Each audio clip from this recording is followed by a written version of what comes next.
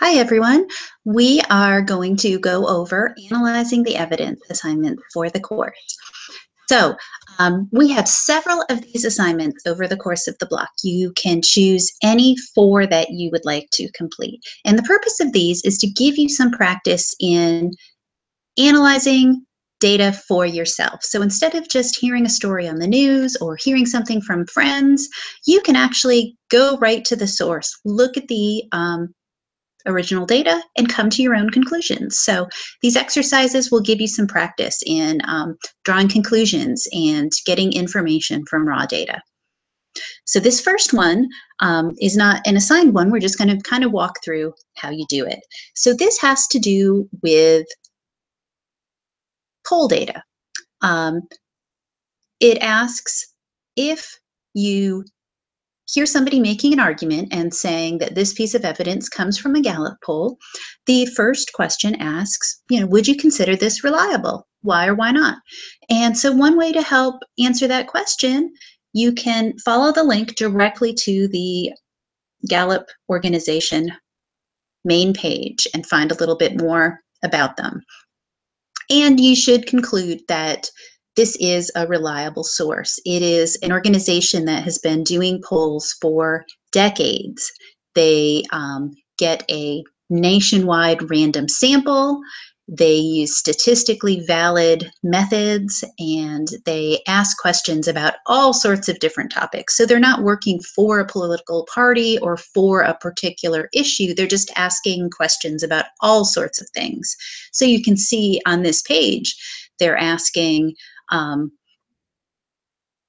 Democrats, are your economic policies liberal? Among all people, what do you consider the most important problems in the United States? They're asking Republicans, what are their opinions about the job Mitch McConnell is doing? They're also tracking unemployment. They're tracking economic confidence, and they're tracking approval of the president. You can look down and see all of the other issues. So it's a huge range of issues. So moving on to question 2, imagine that your friend says, based on a Gallup poll, the president is more popular now than he has ever been, and that the president is more popular at this point in his presidency than any of his predecessors since the beginning of regular polling.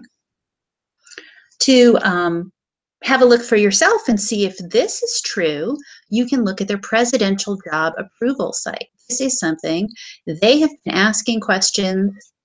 Do you approve of the job the president is doing, or do you disapprove? Since the presidency of Truman. And so you can look at this pattern over time. Here is the data that we have on Trump, and you can see that President Trump's approval rating has gone from a high of 40% when he was first elected, now seems to be down at 37%. So not necessarily the highest it has been throughout his presidency. We can also, since we have this page open, maybe scoot down to question 4, so we don't have to switch back and forth. So when we look at all presidents, looking at 4B, how does it compare to his predecessors? You can see that, the current popularity of 37% is not lowest ever of any president. If we go across President George W. Bush toward the end of his term, had lower approval ratings than that. We see it go down to 32, way down into the 20s even. Also kind of going across, elder George Bush had some periods in his presidency with very low popularity ratings. Nixon, not a surprise, had some low approval ratings towards the end. And question 5 asks, do you notice a recurring pattern? This is something we are going to talk a lot about later when we get to the chapter on the presidency. But for now, you can kind of just even glancing quickly For many presidents, what happens is their popularity drops during their term in office. So even somebody who comes in with a very high approval rating, over time, it is going to fall.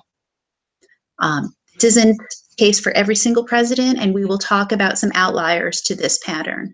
But so kind of very interesting big picture that you can get looking at presidents over time. Now going back to the more detailed questions under 3, you can also go down and have a look at how different groups among the population approve or disapprove of how the president is doing. So this chart that you see right now is the entire sample. We can get more detailed information. We're going to do this for President Trump. You can do it for any other president. So this is all adults. Let's see. The 3B says to describe how approval varies as a function of race. So let's look at that. If we ask only white Americans, approval rating is 47% right now. We can add a comparison to make this chart more clear to show the differences. So again, we will say for President Trump, job approval for Black Americans, much lower, 9%. And finally, job approval among Hispanic Americans. And so now we can go and see the differences. So we can see consistently, the top line is white. White Americans have the highest approval rating. In the middle is job approval among Hispanic Americans, and at the bottom is approval among Black Americans. So you can get more detailed information. Let's see, question 3C asks about partisanship. How does approval vary as a function of partisanship? So let's get rid of these and we can go back and ask that question. And we would think it's pretty likely that approval will vary based on which political party you belong to. So here we go. If we look at Democrats, as we would expect, approval is very low. If we look, Republican and Trump, approval is much, much higher. And that makes sense for just about any president. If we go back and do this, the people in their own party are going to have much higher approval ratings than the people in the other party. But the interesting question is independents, because they, don't necessarily stick with one party or another. Okay. So for independents, approval rating is 30%. So now we go and look at the chart. Consistently, approval by Republicans is the highest, approval by Democrats is the lowest, and the independents remain in the middle. Okay, final question. As a function, this is 3D, how does approval vary as a function of whether or not the respondent graduated from college? Okay, let's close these down.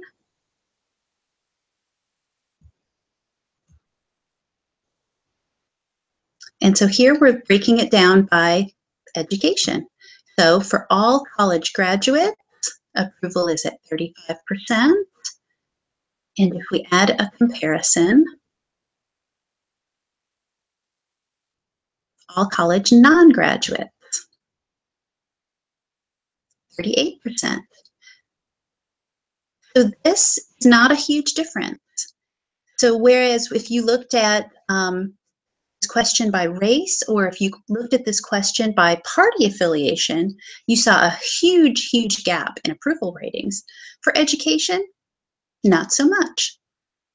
And you can think of hypotheses to explain this. This is the kind of thing that political scientists do. So they will ask these questions. But for now, hopefully you have gotten a little idea of how to find information, how to look at real world data and come to a conclusion.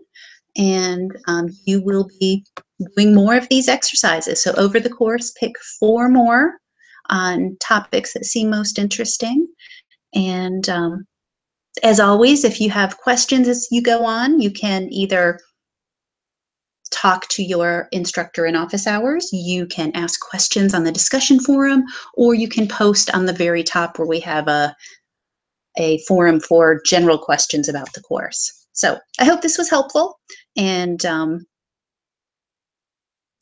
I guess we will talk more about this on the online discussion. Okay, thanks. Bye.